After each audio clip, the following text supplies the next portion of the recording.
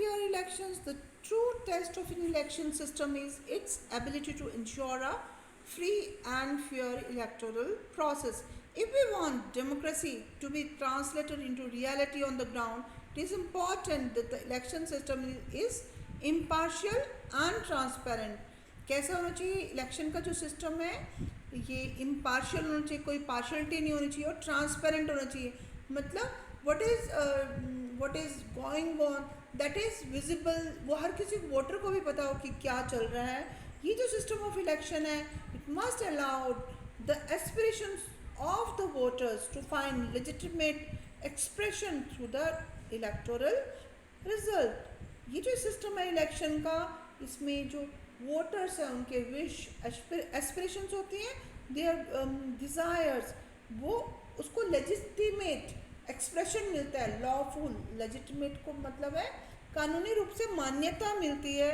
और जब इलेक्शन के रिजल्ट निकल जाते हैं तो यहाँ पर एक हम पढ़ रहे हैं यहाँ पर some check your progress and here universal adult franchise and right to contest. अब as you know the word universal adult franchise, everyone who is above the age of 18, he or she has the right to vote in India. Democratic elections requires that all adult citizens of the country, they must be eligible to vote in the elections. This is called universal adult franchise. Every adult have the right to vote. तो यहाँ पर everyone who have attained age of 18. तो पहले जो 1989 तक adult Indian का मतलब था 21 साल से ऊपर की आयु वाला. पर संविधान में अमेंडमेंट हुई, चेंजेस आई 1989 के बाद. 1990 से जो एलिजिबल एज थी वो 18 चेंज हो गई.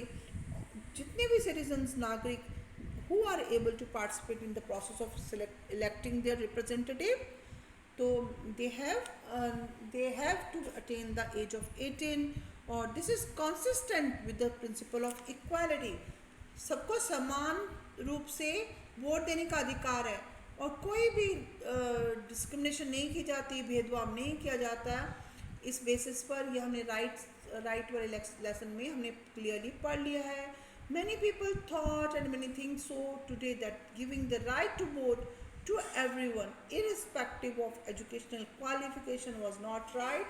कि सबको समान रूप से वोट देने का अधिकार जब देना, और साथ में उनके पास अगर वो पढ़े लिखे नहीं है तो इट्स नॉट गुड. पर जो हमारे कॉन्स्टिट्यूशनल जो संविधान निर्माता थे, वो उनको पक्का विश्वास था किसमें, in the worth and the ability of all adult citizen, कि जितने भी जो हमारे वरिष्ठ नागरिक हैं, जितने भी नागरिक हैं, वो नागरिक जो 18 साल से ऊपर हैं, जो वयस्क हो चुके हैं, और वो सारों के पास इतनी क्षमता है और कि वो सही और गलत का निर्णय कर सके कि कौन सी चीज़ उनके हित में है और कौन सी नहीं. तो यहाँ पर आप देखिए, लोकसभा और असेंबली इलेक्शंस में, लोकसभा में एक कैंडिडेट जो है उसको 25 साल का होना पड़ता है, और 25 साल का होगा तभी वो इलेक्शंस लड़ पाता है, कंटेस्ट कर पाता है. तो कंटेस्ट करने के इलेक्शंस के लिए डिफरेंट आयु होती है, डिफरेंट एज ग्रुप का होना ज़रूरी है. और अगर जो भी पर्सन जो एक एमएलए या एमपी सीट्स के लिए खड़ा होता है, तो उसके लिए पर्टिकुलरली एक एज क्वालिफिकेशन है. अगर वो उसको फिल नहीं कर पाता है तो उसके लिए सज़ा का भी प्रावधान है. तो यहाँ पर एक चीज़ और पढ़ रहे हैं हम, इंडिपेंडेंट इलेक्शन कमीशन. हमारे देश में एक चुनाव आयोग है, चुनाव आयोग, इलेक्शन कमीशन ऑफ इंडिया, जो क्या करता है, वो चुनाव कराता है, free and fair elections. They supervise and conduct election. वो जो चुनाव की जो प्रक्रिया है उसको सुपरवाइजन करता है और कंडक्ट कराता है इलेक्शन पूरे देश में. यहाँ पर आर्टिकल 324 को भी मेंशन किया गया है कि सारे इलेक्टोरल रोल्स को प्रिपेयर करना, और Article 324 of Indian Constitution, it provides for an independent election commission, चुनाव आयोग की स्थापना करना, for superintendence, direction and control of the electoral roll and the conduct of election in India.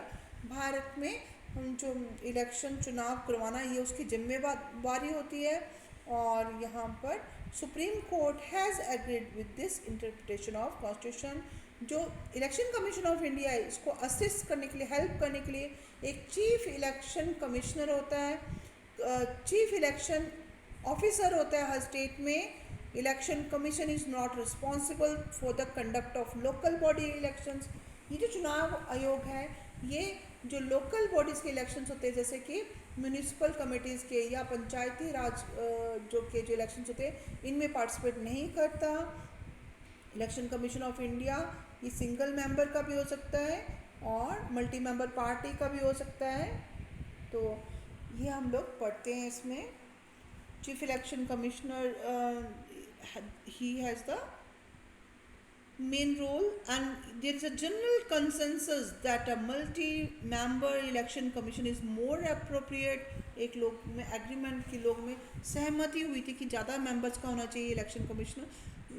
तो चीफ इलेक्शन कमिश्नर जो होता है ही presides over the election commission. वो उसका मतलब मेन हेड होता है, पर उसकी अदर इलेक्शन कमिश्नर के बराबर ही पावर्स होती हैं. They are appointed by the president of India. President of India appoint करता है on the advice of council of ministers. Council of ministers की परिषद जो होती है वो उसकी सहमति से वो अपॉइंट होता है. और एक रूलिंग पार्टी जो होती है वो अपने फेवर में इलेक्शन कमिश्नर नहीं अपॉइंट कर सकती. और यहाँ पर और chief justice of India also consult with others. The constitution ensures the security of the tenure of the CEC and the election commissioner. तो ये 6 ईयर टर्म्स के लिए अपॉइंट होते हैं और 65 ईयर्स की एज तक कंटिन्यू कर सकते हैं. और CEC को रिमूव भी किया जा सकता है इस टर्म से पहले, because by the president if both houses of parliament make such a recommendation with a special majority. और रूलिंग पार्टी, एक जो रूलिंग पार्टी होती है वो CEC को रिमूव नहीं कर सकती, बिकॉज वो अपने फेवर में इलेक्शंस को नहीं करवा सकती. तो this is about the election commission. और election of commission of India के बहुत सारे वाइड रेंज ऑफ फंक्शंस होते हैं. It supervise the preparation of voter list बनाना, फिर इलेक्शंस के टाइमिंग फिक्स करना और इलेक्शन का शेड्यूल बनाना.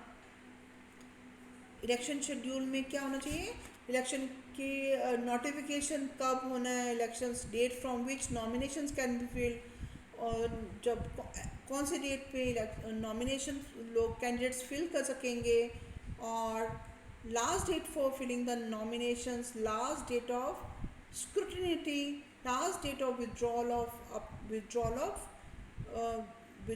कब वो वापस अपना नामांकन वापस ले सकते हैं, ये सब फिक्स होता है. Date of counting and declaration of results.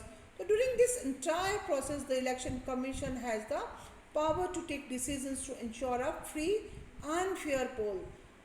ये कैंसिल भी कर सकता है या पोस्टपोन भी कर सकता है election in the entire country और इन द स्पेसिफिक स्टेट और कॉन्स्टिट्यूएंसीज ऑन द ग्राउंड.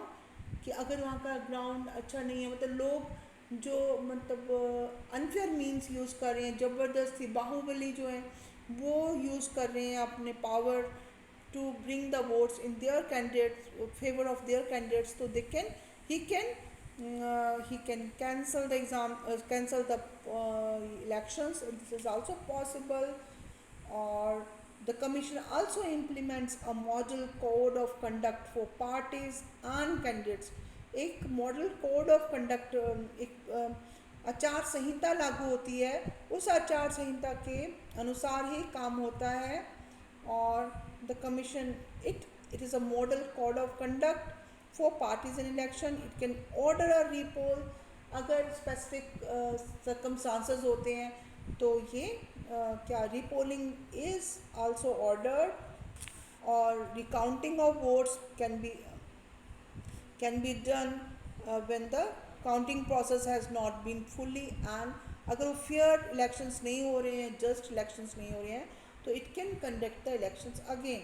तो election commission accords recognition to political parties and allot system symbols for them. और इलेक्शन कमीशन जो होता है पार्टीज को सिंबल भी अलॉट करता है. जैसे भारतीय जनता पार्टी का चिन्ह है कमल, कांग्रेस पार्टी का हाथ है. तो this is about the functions of election commission of India